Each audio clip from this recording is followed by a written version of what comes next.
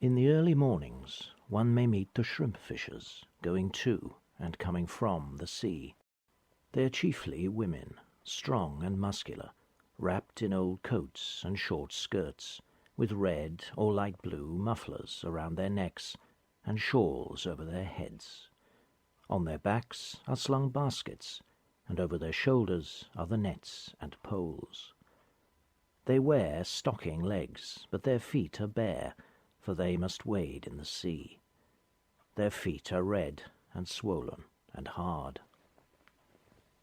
They go in groups, never walking, never running, but with a slight stoop forward they swing along with a peculiar trot, talking merrily, singing songs, or sometimes they go in silence to the rhythm of the slosh, slosh of their wet garments. When the tide is low, one may see them far out across the sands, shoving their nets in front of them as they splash along in the sea. They are picturesque in their rags, with their bare feet, and baskets, and poles, and coloured scarfs.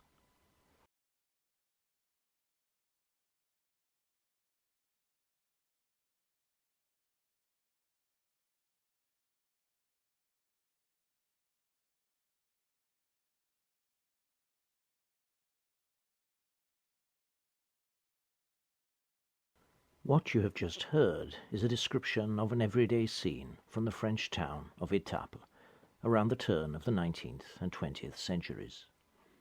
It comes from a book containing pictures of the town by the Scottish artist Thomas Austin Browne, which was published just after the First World War.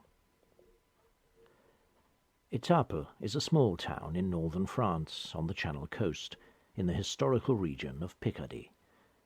It is located on the estuary of the River Canche, about 30 kilometers south of Boulogne. It has a long history as a fishing port.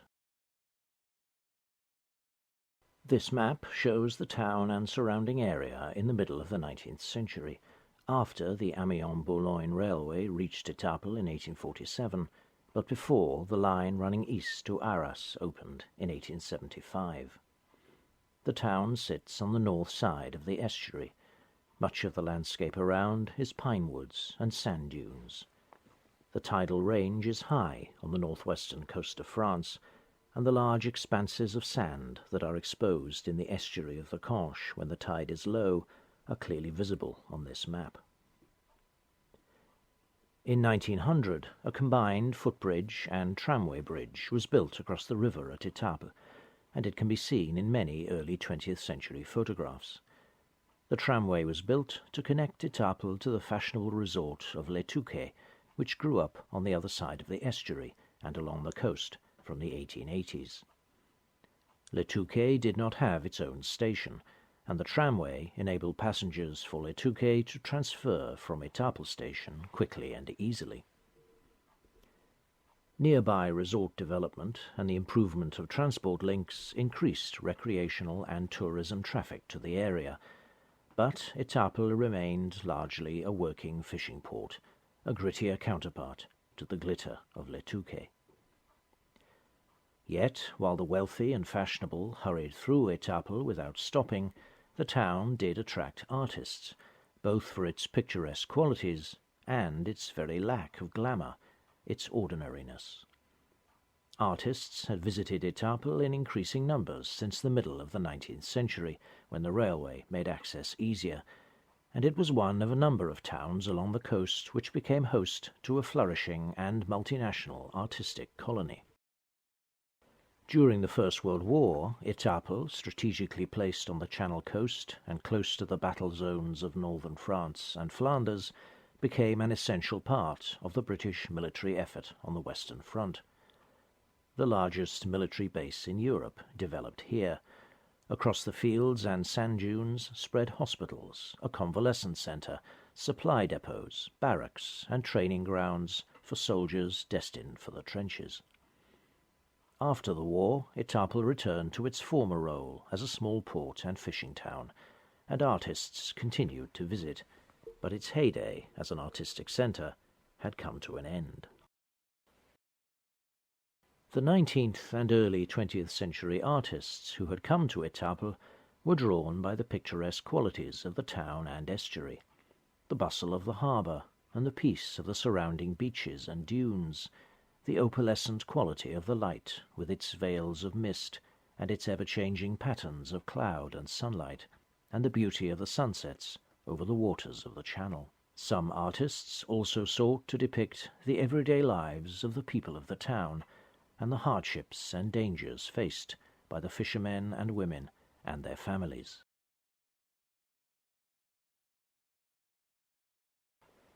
In the summer of 1889, a 29-year-old American artist came to Étaples from Paris. Elizabeth Nourse was born in Mount Healthy, Ohio, just outside Cincinnati, in 1859, one of twins and the youngest of 10 children. Her twin sister Adelaide and her sister Louise were to be important people in her life. Her parents were converts to Catholicism, and Elizabeth's Catholic faith was important to her throughout her life. When she was born, her family was a wealthy one. Her father, Caleb Nourse, was a successful banker in Cincinnati. The Civil War, however, ruined the family's fortunes, and Elizabeth, unlike other successful female artists of her era, never had private wealth to rely upon in developing her career. She had to work for a living, and did so all her life. Both Elizabeth and Adelaide showed artistic talent as children. Elizabeth received private tuition from the Cincinnati artist Mary Spencer, and in 1874 was able to begin art studies at the McMicken School of Design in Cincinnati, founded in 1869.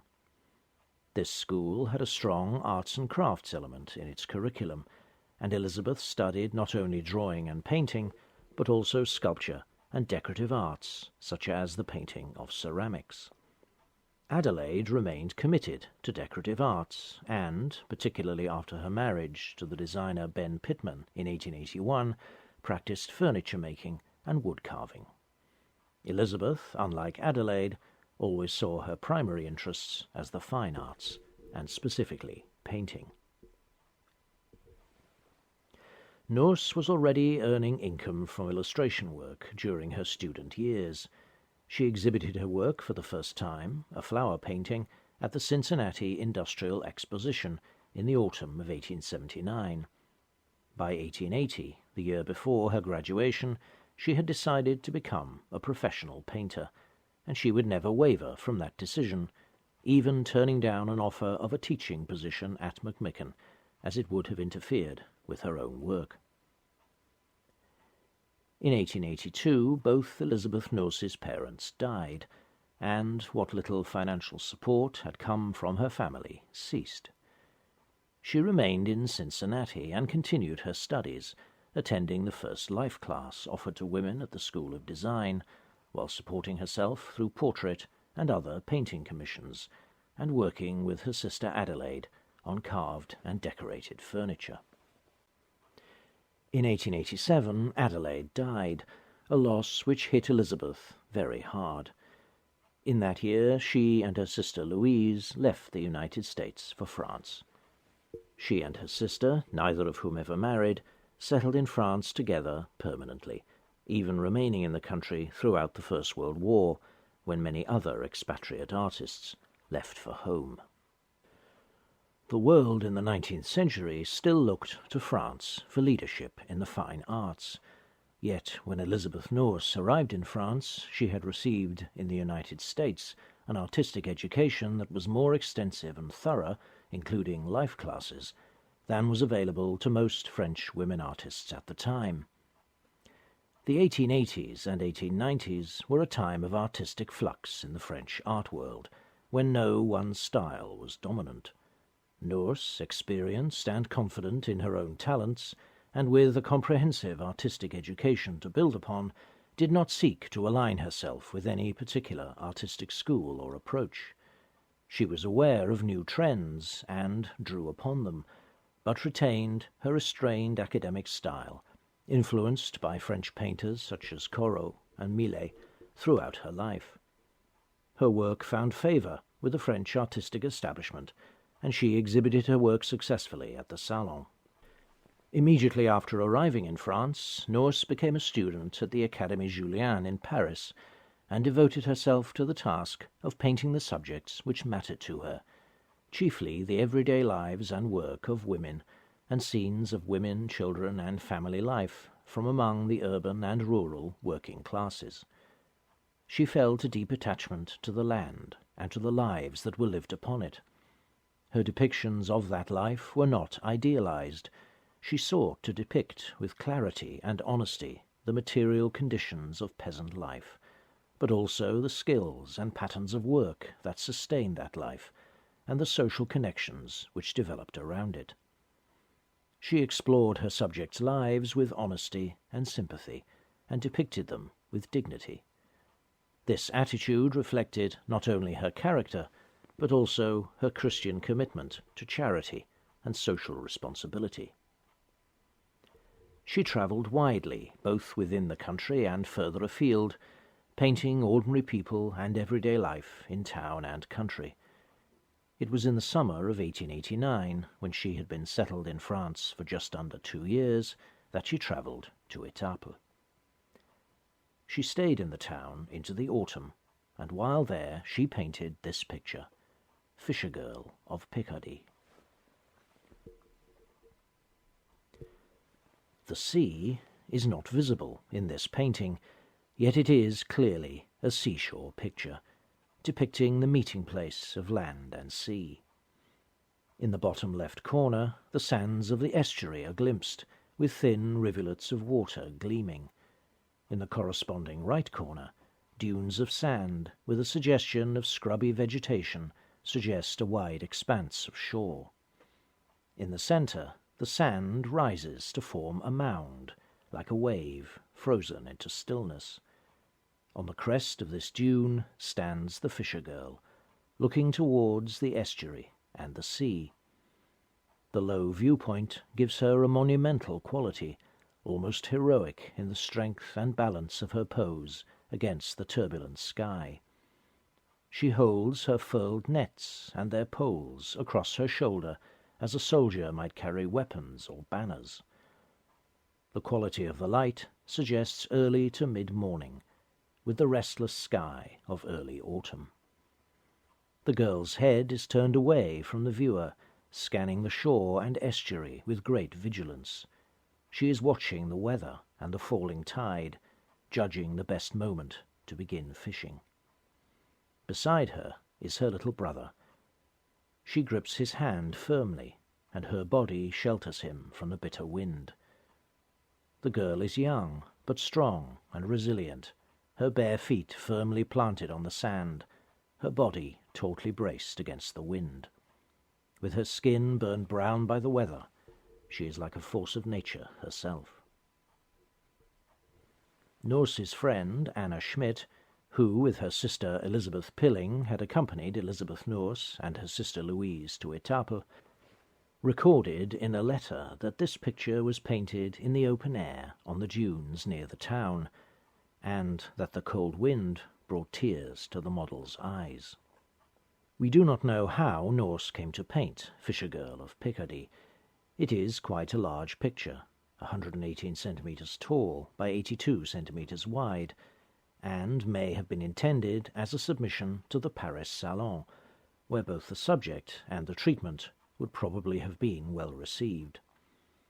The painting was not submitted, however, and nor was it completed to the meticulous level of finish Nourse would have regarded as essential for a salon work.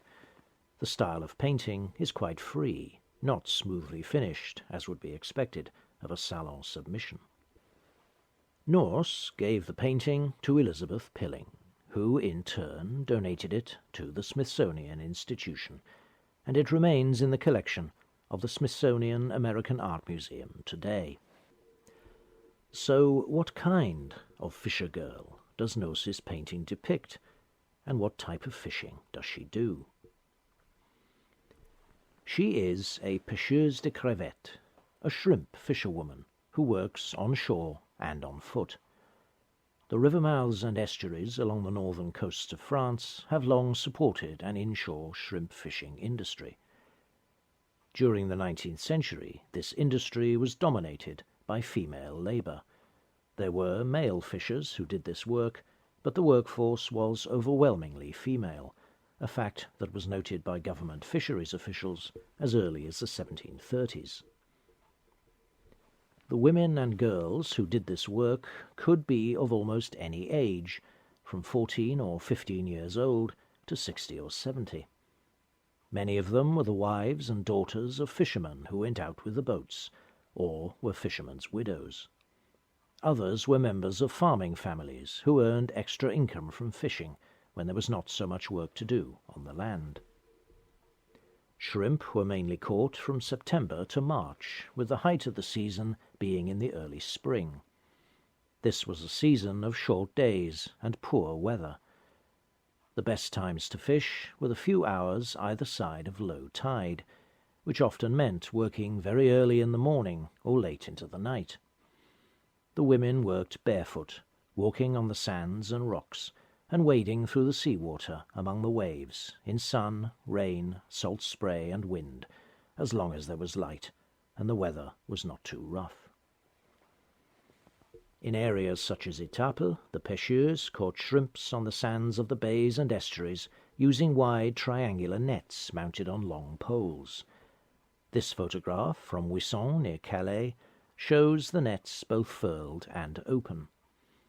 The poles were commonly between 2 and 3 meters in length, and the net would be a meter or more in width. The whole thing was heavy and awkward to manage on shore, and even more so in the water. The women walked through the shallows, parallel to the shore, sometimes waist-deep in the sea, and buffeted by winds and waves, pushing their nets ahead of them to gather in the catch. When the tide was falling, they followed the receding waters. When the sea began to rise again, it was time to return to the beach.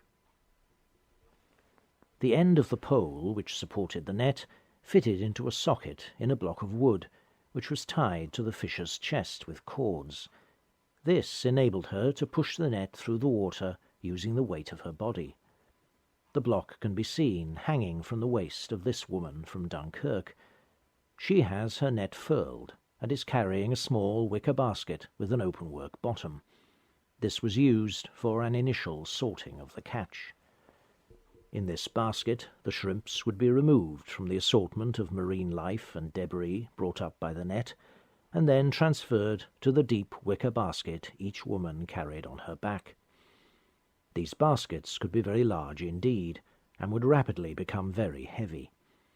After several hours of work, the fisherwomen would dismantle and furl their heavy, wet nets, shoulder their laden baskets, and walk home, where domestic duties awaited them, along with the tasks of preparing their catch, some for cooking and some for sale. Elizabeth Nourse has depicted her fisher girl at the beginning of her working day. She has ready all her pieces of equipment, the tools of her trade. She carries her furled net over her shoulder, creating a dramatic diagonal element in the composition. The wooden block, which holds the end of the pole against her body, can just be seen, hanging on her chest. On her back, held in place by canvas straps, one of which can be seen, passing across her upper arm and chest, is her large basket. Her smaller basket, for sorting the catch, is presumably hooked over her right arm and cannot be seen in this picture. The clothing worn by a pêcheuse was overwhelmingly determined by practicality. Her clothes had to be warm, hard-wearing, and provide protection from the weather, while also allowing free movement of her arms and legs.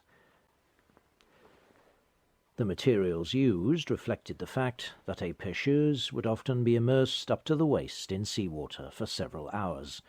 These were working clothes, which saw hard use. Nourse's fishing girl is wearing a woolen chemise with elbow-length sleeves under a bodice, probably also of wool, for warmth. Her skirt, which would be soaked in seawater and dried out again several times during the working day, is of linen, and her warm leggings are of wool.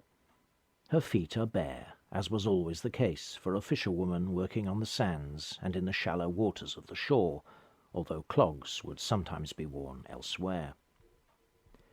She is not wearing the hip-length oilskin jacket which can be seen in most photographs of pêcheuses. This was almost always worn while working to keep the upper part of the body dry and warm, even while working waist-deep in the water. Perhaps Nourse omitted the jacket for painterly reasons, preferring the balance of light shades she could provide by painting the white chemise rather than the dark jacket. On her head, the Fisher girl wears a scarf wrapped round her hair and tied under the chin, which, apart from the practicality of protecting her hair and keeping it out of the way, was something required by culture and tradition. A respectable working-class woman did not go out with her hair uncovered. Her little brother wears a shirt of faded red and a large pair of trousers, almost certainly cut down from an adult pair, and held up by substantial braces. This little boy is old enough now to give some help to the working members of his family, running errands, carrying the smaller basket, helping to sort the catch. The connection between the girl and the boy, their contrasting but complementary postures, expresses Nourse's concern with the social relationships that held together the communities within which she found her subjects. These were not strange creatures viewed with scientific detachment as if through a naturalist's microscope, but human beings, living in communities bound together by affection, labour, mutual cooperation, and all the complex connections wrought through shared experience, tradition, and culture. Nourse's choice of a pêcheuse de crevettes as her subject is far from unusual. These women and girls were a popular subject for artists in the 19th and early 20th centuries. Between 1793 and 1914, more than 250 works of painting, graphic art, and sculpture depicting the pêcheuses were displayed at the Paris salons, and 90 of those took specifically the pêcheuse de crevettes as their subject. As the description we heard at the beginning of this film shows, they were seen as picturesque objects for the artist's pencil and brush. From the late 19th century, the expansion of the tourist industry and increase in visitors to French coastal resorts brought more people into direct contact with the working women of fishing communities. The beach, a place of leisure to some, was a place of work to others. As resorts such as Les Touquets and Berck-sur-Mer flourished, these two worlds were brought into sometimes awkward juxtaposition. In this early 20th century photograph, a group of pêcheuses pose for the camera on the beach, their workplace, at Berck-sur-Mer, with the sands and seafront behind them thronged with holidaymakers who have come to that same beach for pleasure. This engraving by Daumier from 1859, one of a series in which he pokes fun at middle-class seaside holidaymakers, shows a tourist couple from Paris staring at a pêcheuse and hardly recognizing her as human. "Is it a man or a woman?" asks the wife. As time went on, the seaside of leisure accommodated the seaside of work by absorbing the pêcheuses as icons of the seashore, transforming them into a social spectacle and making them into local tourist sites in their own right. Songs were written about them, and they featured in advertising posters and seaside souvenirs. In 1907, a film was released by the French company Pathé under the title La pêcheuse de crevettes, in which a young fisherwoman uses her knowledge of the local seas and tides to rescue the little son of a wealthy Parisian couple visiting the seaside when he wanders too far out across the sands and is cut off by the tide. We have already seen many postcards featuring pêcheuses de crevettes in the course of this film. Many of these show real scenes of these women at work, but a large proportion were posed in photographers' studios and probably do not show real working fisherwomen at all. Some represent the pêcheuse as a sexually desirable fantasy object, posing alluringly on the sands or among the waves, with much emphasis placed on bare feet, exposed arms and legs, and inviting smiles. Painted versions of the pêcheuse by artists, whether salon painters from Paris or artists from local artists' colonies in towns such as Étaples or Berck-sur-Mer, deal in a more refined visual currency than do seaside postcards, and with very different motives. Some artists wanted to make a documentary record of an aspect of social reality, others to present a scene they found artistically pleasing, others to tell a story, to provoke emotion, or to present a particular type of female beauty in an evocative setting. Many of these pictures were reproduced as engravings and photographs in magazines and journals, further increasing the diffusion of the pêcheuse as a theme in popular as well as academic art. What makes Elizabeth Nourse's Fisher Girl of Picardy different from these representations? What gives it its unique character and its visual and emotional power? Nourse's Fisher Girl does not try to cultivate a response from the viewer. Indeed, she ignores the viewer, while simultaneously commanding his or her attention. Rather than appearing as a contrived figure placed in a suitable setting as an expression of an artist's whim, she seems to grow from the sand, taking shape as a force of nature, created where the sea meets the land, an impression strengthened by the fluid brushwork common to her figure and its background, and the low viewpoint from which she is seen. Elizabeth Nourse wrote of her peasant and working-class models that, "To me, their faces, their toil-stained hands, tell the story of their lives." Her Fisher Girl, with her strong face and a stocky and powerful body, standing not in a carefully balanced studio pose, but stiffly braced against the wind and weather, is not idealized or conventionalized. She conforms to no stereotyped canon of supposed artistic beauty. Instead, she is a real person, an individual, with a life of her own. For many viewers of paintings dealing with this kind of subject, even for many of the artists who produced those paintings, this young woman, living a narrow life, scraping a living between land and sea, would have been a marginal figure. But for Elizabeth Nourse, ordinary working people have as much right as the great, the wealthy, and the powerful to have their portraits painted with honesty and dignity, to have their lives and their work represented with understanding and respect.